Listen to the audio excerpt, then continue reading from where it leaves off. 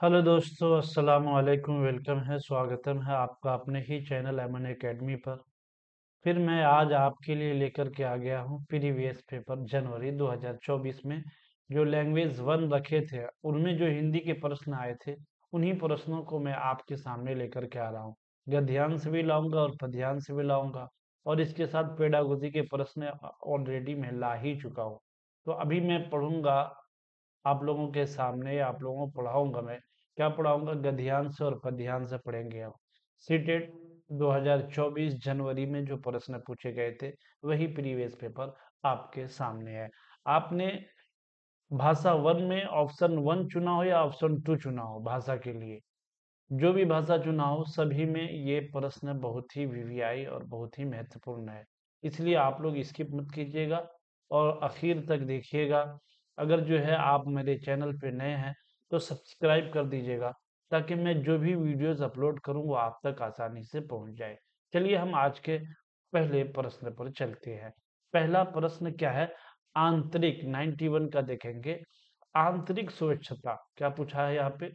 आंतरिक स्वच्छता से संबंधित नहीं है। अब हम अपने तरफ से देखेंगे निर्मल विचार, शांति, प्रेम, शिक्षा। तो हमें लगेगा कि जो है ना, ये आंतरिक निर्मल विचार डाल देंगे तो ये गलत हो जाएगा। हमें पहले गद्यांश को पढ़ना है, उसके बाद इसका उत्तर देना है, तब मेरे दोस्तों सही होगा। चलिए हम देखते हैं। निम्नलिखित गद्यांश को पढ़कर पूछे गए प्रश्नों के सही और सर्वाधिक उपयुक्त विकल्प का चयन कीजिए। सबसे सटीक आंसर जो है वही देना है।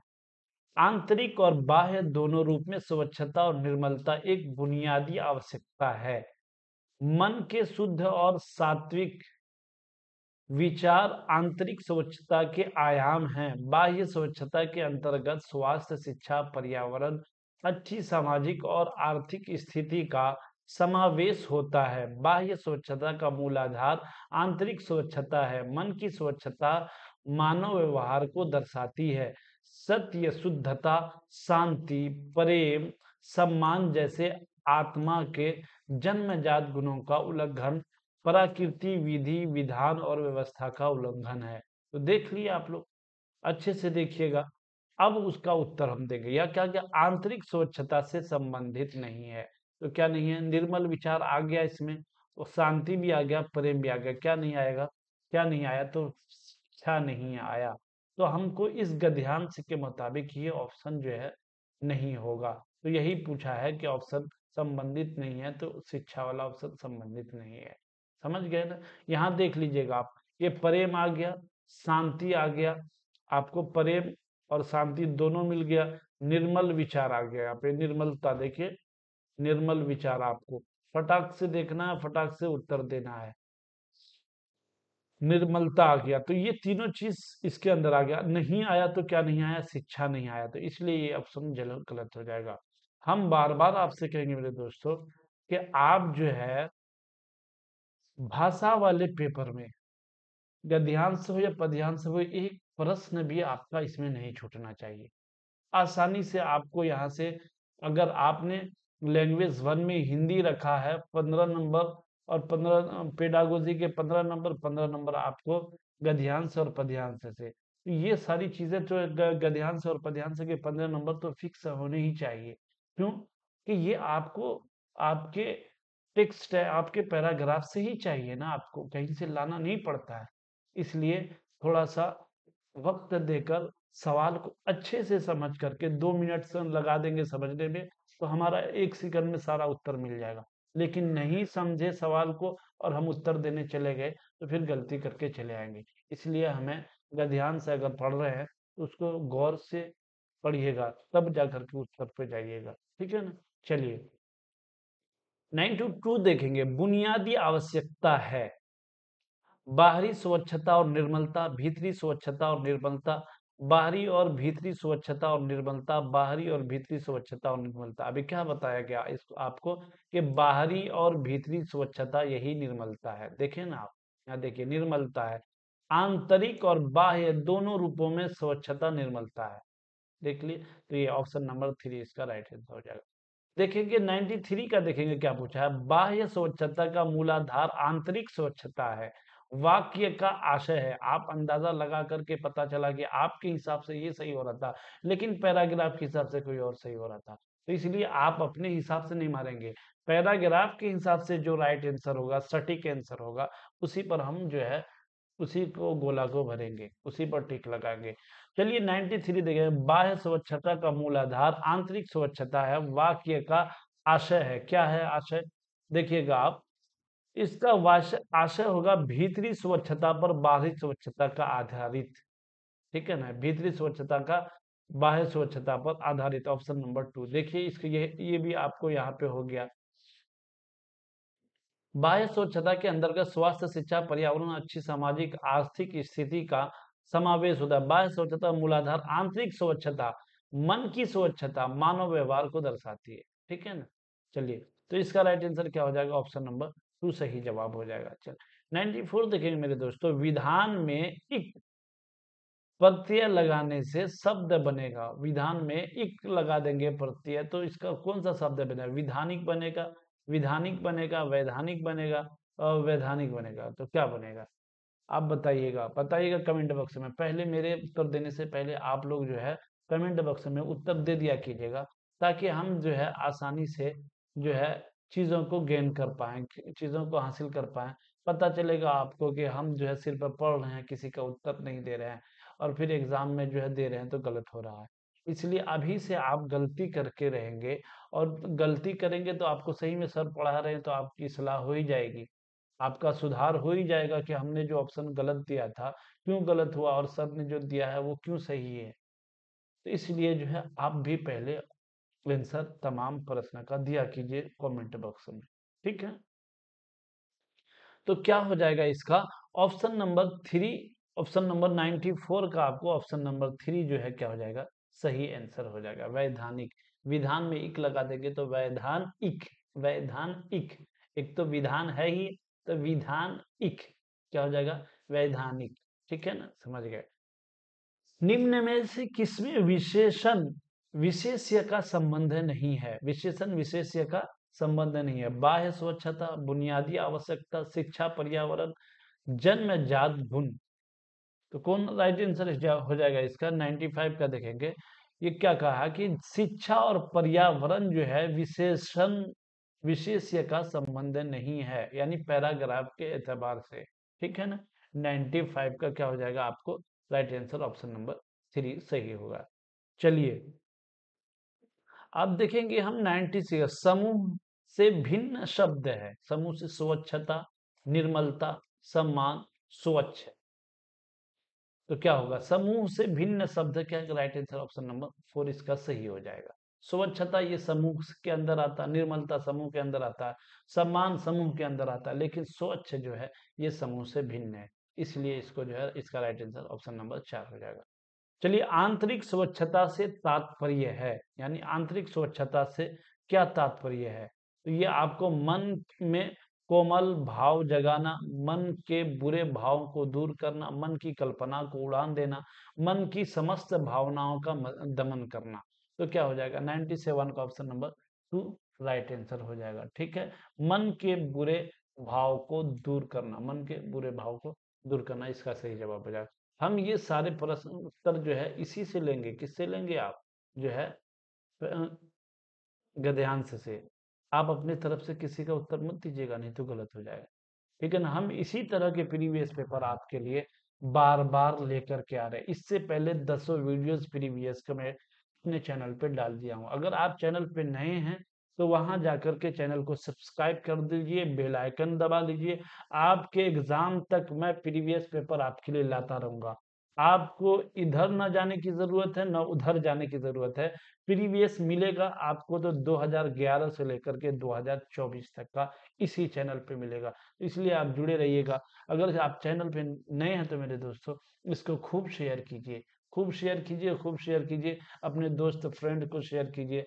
आपके मोबाइल में जितने ग्रुप हैं सारे ग्रुपों में इसको शेयर कर दीजिए। ठीक है।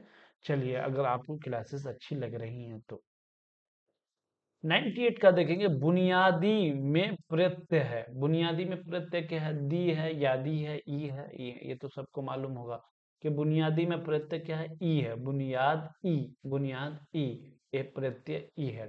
ठीक है, चलिए 98 का देखें, गद्यांश को अनुसार मनुष्य के लिए सर्वाधिक महत्वपूर्ण है। गद्यांश के अनुसार मनुष्य के लिए सर्वाधिक सबसे महत्वपूर्ण क्या है? 99 का देखेंगे तो इसका राइट आंसर ऑप्शन नंबर 1 हो जाएगा, विचारों और भावों की पवित्रता। राइट क्या हो जाएगा? विचार और भावों की पवित्रता। चलिए ये हो गया। नीचे दी गई कविता के पंक्तियों को पढ़कर सबसे उचित विकल्प का चयन कीजिए। अब तक हम गद्यांश से पढ़ रहे थे और उससे जो है हमने अभी तक प्रश्न के उत्तर दिए। अब हम पद्यांश को पढ़ेंगे और इसको पढ़ करके हम सारे प्रश्न के उत्तर देंगे। ठीक है ना? चलिए, नीचे दी गई कविता की पंक्तियों को पढ़कर सबसे उचित विकल्प का चयन कीजिएगा। 100 से 105 तक का इसका उत्तर देना। ठीक है। हमें मिली आजादी वीर शहीदों के बलिदान से, आजादी के लिए हमारी लंबी चली लड़ाई थी, लाखों लोगों ने प्राणों से कीमत बड़ी चुकाई थी, व्यापारी बनकर आए और छल से हम पर राज किया, हमको आपसे लड़वाने की नीति अपनाई थी, हमने अपना गौरव पाया अपने स्वाभिमान से, हमें मिली आजादी वीर शहीदों के बलिदान से। ठीक है, ये आपके पद्यांश के पंक्तियां हैं, इसी से आपको उत्तर देना है। चलिए प्रश्न 100 देखेंगे, 100 देखेंगे। कविता में किस छल की बात की गई है? कविता में किस छल की बात की है? व्यापारी बने हम गुलाम बनाने के लिए, या जो है व्यापारी बन मिलावट करने करने या व्यापारी बन पैसों का हेर फेर करने, व्यापारी बन की वेशभूषा धारण करने। अपने तरफ से मैं बार बार कहता हूँ, कोई उत्तर नहीं, तो इसका राइट आंसर होगा व्यापारी बन हमें गुलाम बनाने के। देखिए यहाँ क्या है, व्यापारी बन हमें, व्यापारी बनकर आए हमसे, हम पर राज किया और हमको आपस में लड़वाने का काम किया, और व्यापारी बनकर आए और हमको गुलाम बनाने के लिए। देखिए, हमें मिली आजादी वीर शहीदों के बलिदान से, आजादी के लिए हमारी लंबी चली लड़ाई थी, लाखों लोगों के प्राणों से कीमत बड़ी चुकाई थी, व्यापारी बनकर आए और छल से हम पर राज किया। भाई व्यापारी बन बन हमें गुलाम बनाने के लिए, ठीक है, हमको आपस में लड़वाने की नीति अपनाई थी। ये राइट आंसर ऑप्शन नंबर 1 इसका सही जवाब हो जाएगा। चलिए 101 का देखेंगे मेरे तो, नीति शब्द में किस प्रत्यय का प्रयोग किया जा सकता है?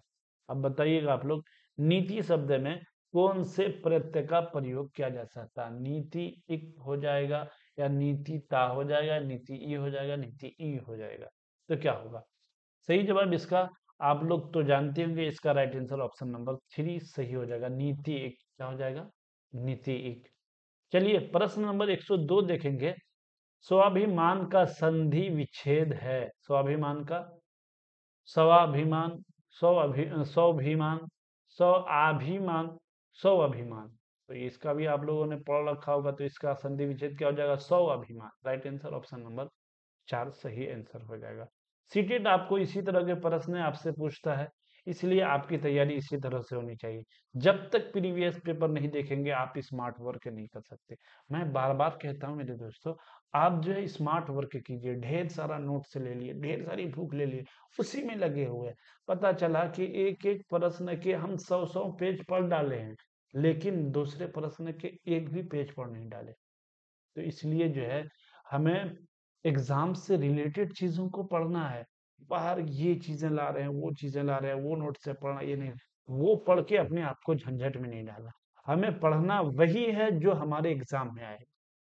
ठीक है, तो आप सीटेट की तैयारी कर रहे हैं, तो सीटेट की तैयारी होशियारी से और चालाकी से करने की चीज है। आप मास्टर बन रहे हैं, ऐसे वैसे मास्टर नहीं। तो आप बीपीएससी वाले मास्टर बनेंगे, तो आपको चाहिए कि आप होशियार बन करके प्रीवियस पेपर से जुड़ करके और उसी के प्रश्न को देखते हुए कहाँ हमारा उत्तर नहीं मिल रहा है, तब जाकर के तैयारी कीजिए, तो आप सही सही वे पर जाएंगे। नहीं तो आप प्रीवियस पेपर देखे नहीं है और पढ़े जा रहे हैं, पढ़े जा रहे हैं। तो आप सारे ईयर के 11 से लेके 24 तक के मैं अपलोड कर रहा हूँ सारे प्रीवियस पेपर एमएन अकेडमी के चैनल पे। वहां आप जाकर के देख लीजिए, सारे पेपर मिल जाएंगे। आप यानी भाषा 1 में उर्दू रखा हो या हिंदी रखा हो, या भाषा 2 में उर्दू रखा हो या हिंदी रखा हो, सभी में, पेपर 1 में रखा हो या पेपर 2 में, सभी के लिए ये बहुत ही अहम। चलिए 103 का देखें। देश को स्वतंत्रता प्राप्त करने में एक लंबा समय लगा था। यह भाव कविता के किस अंश में प्रतिबिंबित होता है? देखेंगे, वीर शहीदों के बलिदान से कीमत बड़ी चुकाई थी, गौरव पाया अपने स्वाभिमान से, लंबी चली लड़ाई थी। तो 103 का राइट आंसर क्या हो जाएगा? ऑप्शन नंबर 3 राइट आंसर हो जाएगा। गौरव पाया अपने स्वाभिमान से। क्या हो जाएगा? गौरव पाया अपने स्वाभिमान से। देखिए यहाँ पे होगा आपको कौन से गौरव पाया अपने स्वाभिमान से। अपनी तरफ से कोई उत्तर देना ही नहीं है, याद रखिएगा। पता चलेगा ये तो एकदम सटीक है, दे देते हैं फटक से जल्दी जल्दी करने के चक्कर में। ऐसा नहीं है। आपका एक भी प्रश्न गद्यांश से और पद्यांश से नहीं छूटना चाहिए। ठीक है मेरे दोस्तों, चलिए प्रश्न नंबर 104 देखेंगे। देश की स्वतंत्रता के लिए शस्त्रों का निर्माण किया गया, अपने जीवन की आहुति दी, वीरों की भर्ती की गई, बहुत सारा धन दिया गया। 104 का उत्तर क्या हो जाएगा बताइएगा आप लोग। 104 का मेरे दोस्तों ऑप्शन नंबर इसका 2 हो जाएगा। अपने जीवन की आहुति दी। अब देखिए, देख लीजिए इसमें भी आकर के अपने जीवन का की आहुति दी, तो यही होगा। हमने मिली आज़ादी वीर शहीदों के बलिदान से, हमें मिली आज़ादी, आज़ादी के लिए हमें लंबी लंबी लड़ाई थी, लाखों लोगों ने प्राण से कीमत बड़ी चुकाई थी। अपने जीवन की आहुति दी ना, प्राण की बड़ी कीमत चुकाई थी। ठीक है, चलेंगे हम अगले प्रश्न पर। आज का इस सेशन का, इस क्लास का ये आखिरी प्रश्न है। मैं इसके बाद आपके लिए पेडागोजी के प्रश्न लेकर के आऊँगा।